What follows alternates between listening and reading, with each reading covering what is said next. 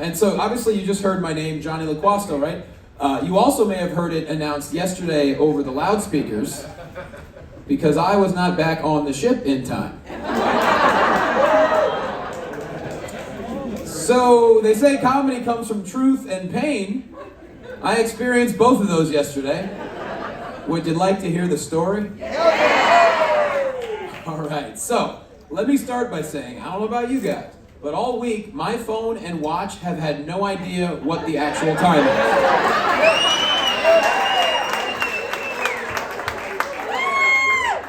I travel quite a bit. I have never had my phone struggle so much with time zones. I don't know what Mexico's doing, but even T-Mobile wasn't sending me texts like, hey, you could use your phone. T-Mobile's like, I don't fucking know, dude. Like, and of course, I'm on this cruise by myself. I have nobody to tell me any kind of information, right? And so, it's not an awe thing, it's just I was stuck by myself, working. Anyways, and so I go to get off the ship yesterday because Mazatlan's awesome. And so I see right when you do the thing, the goodbye thing, the cards, there's a clock. Boom, I saw the time. And I noticed my watch and my phone were an hour ahead. No problem. I look at my phone and my watch, I subtract an hour, I know what time it is. Apparently, after I got off the ship, my phone and watch corrected itself.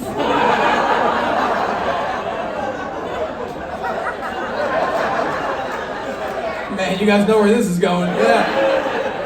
So I'm having the greatest little day by myself. I went to this awesome coffee shop, enjoyed myself there. I'm walking around by the beach, by the boardwalk, the downtown. I'm seeing all these cool things that I looked up online that I wanted to see. And then I found another coffee shop. I said, this is perfect. I'll sit here for a little bit, I'll get some work done, and then I'll get back on the ship a solid half hour before we even need to be back.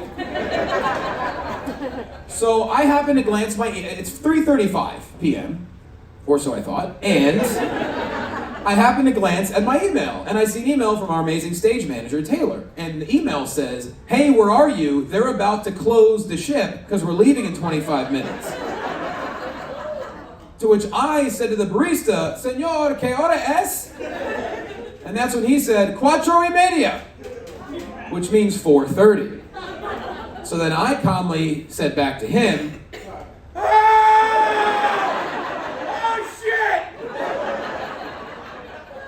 and this poor guy had no idea what was happening, but I just lock eyes with him and say, I gotta go! And keep in mind, I had a coffee and a cookie. I was having a day.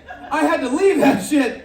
I put the computer in my bag, I strap on my backpack, and I start hoofing it. And you know when in times of stress, they say our body goes to the fight or flight response? Whichever one covers panic and fear, that's the one I was in, okay? I am sprinting, and as I'm running, I'm doing the numbers on my Google Maps on my phone to figure out where to go. It says I'm 1.7 kilometers away from the ship. So in the moment, my math was like, it's only a half mile.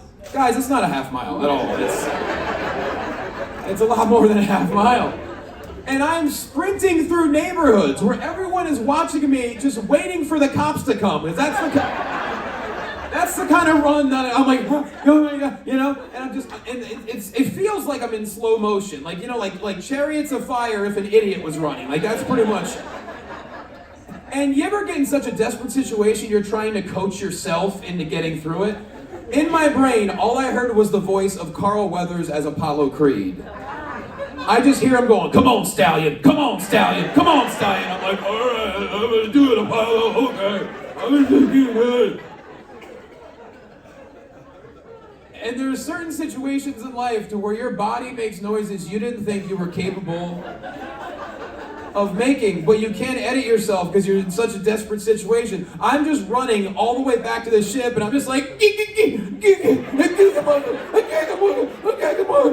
I'll never again do this, okay. And I finally get back to the big gate. I run through the gate, and I'm running past all the little shops in Mazatlan. Everyone's like, sir, do you want? No, I want. Vámonos, right? And I'm running through, and then I get through the door, and I see the guy on the golf cart. It's like, sir, vámonos. And he drives me over to the ship, and I get off the golf cart at 4:54 p.m., and before I get on the ship, I see all the guys in the nice pants and the button-down uniform type shirts, and they're all staring at me like this.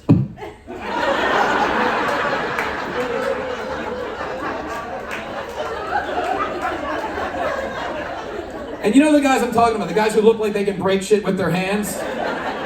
Like 7 of them.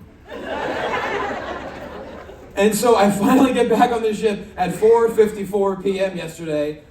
Needless to say, I was not allowed off the ship today.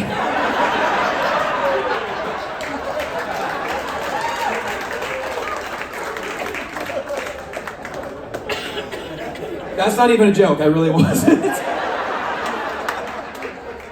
And I say all that to say this.